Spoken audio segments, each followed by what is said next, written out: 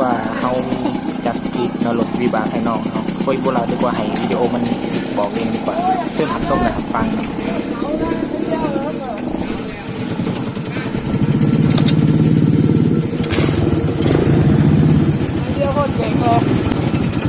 สวัสดีทุกท่านครับวันนี้เราก็อยู่ช่องนักนาเพราะว่าเดี๋ยวพรุ่งนี้มีการแข่งอีกวันนี้แค่ซ้อมพอเอาจะเบาๆดูป้ายด้วยซ้อมป้ายด้วยนะครับดูป้ายด้วยเดี๋ยวใช้เหยียบเจนดูด้วย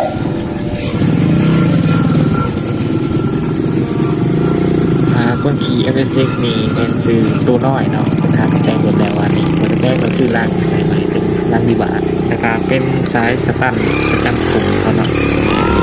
มีบอลจะพูดหน่อยข้างๆแมนไอดีตอนเราขี่ยามาฮ่าดีดี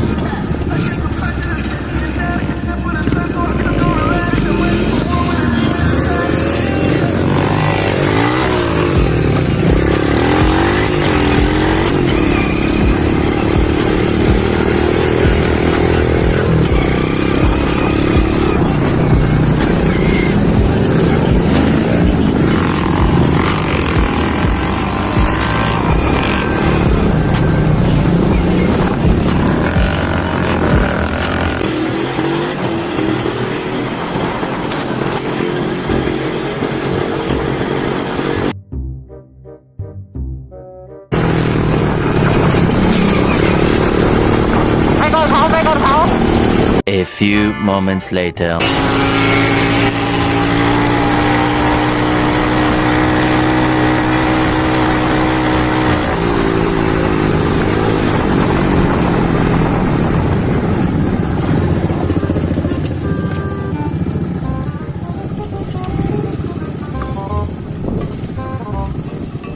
อย่าสตาร์ท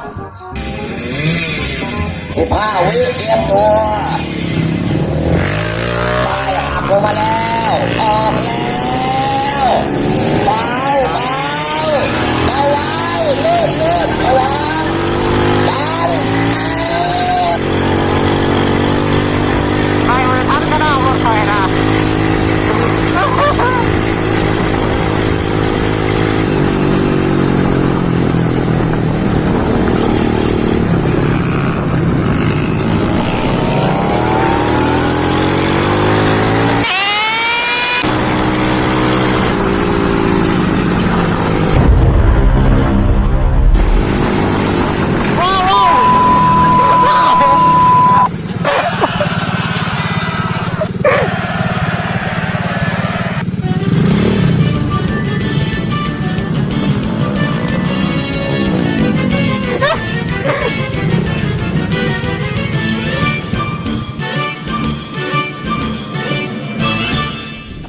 อะไรวะเนี่ยโอ้ดูดทั้ง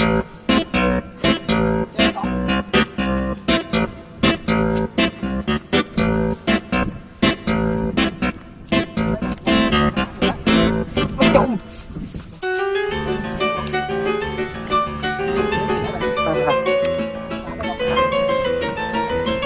โอ้สักทีดีไปเลย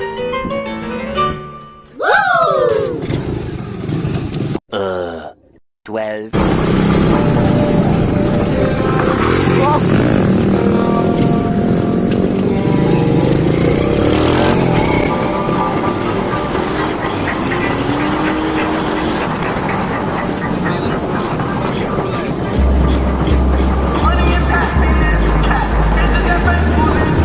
Struggling, make you work, cat. I take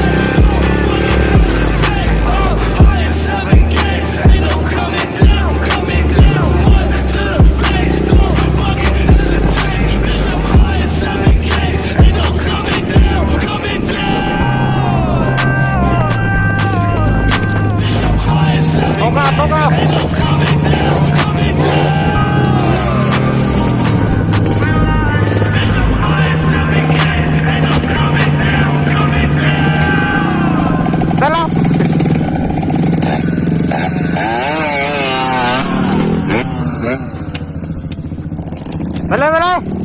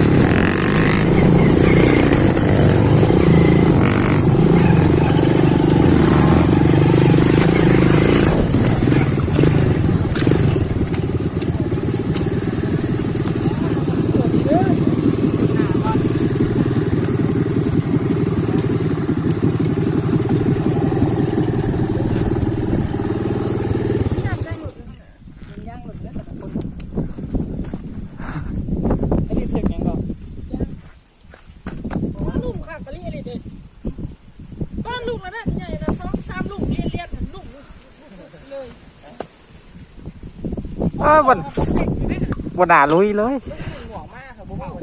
เข้าแล้วมากองแหง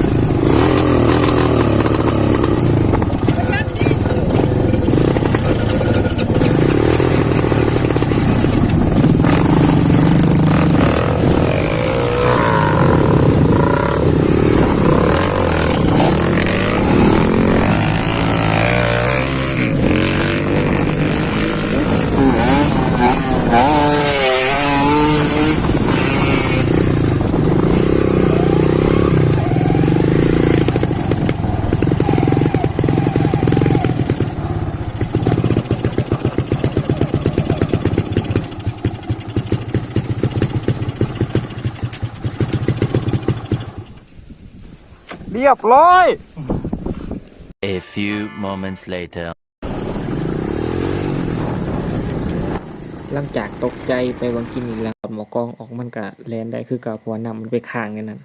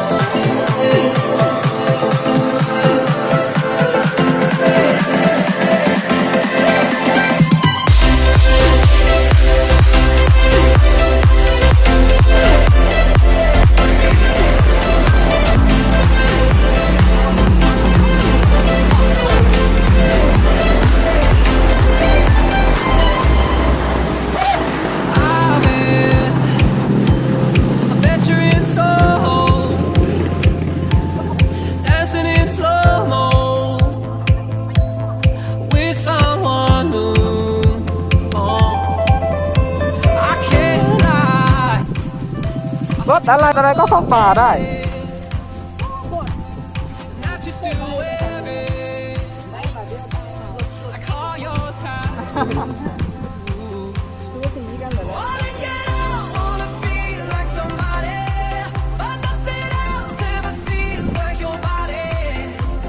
ปี ปีหน้าซื้อรถสูตรแม่ง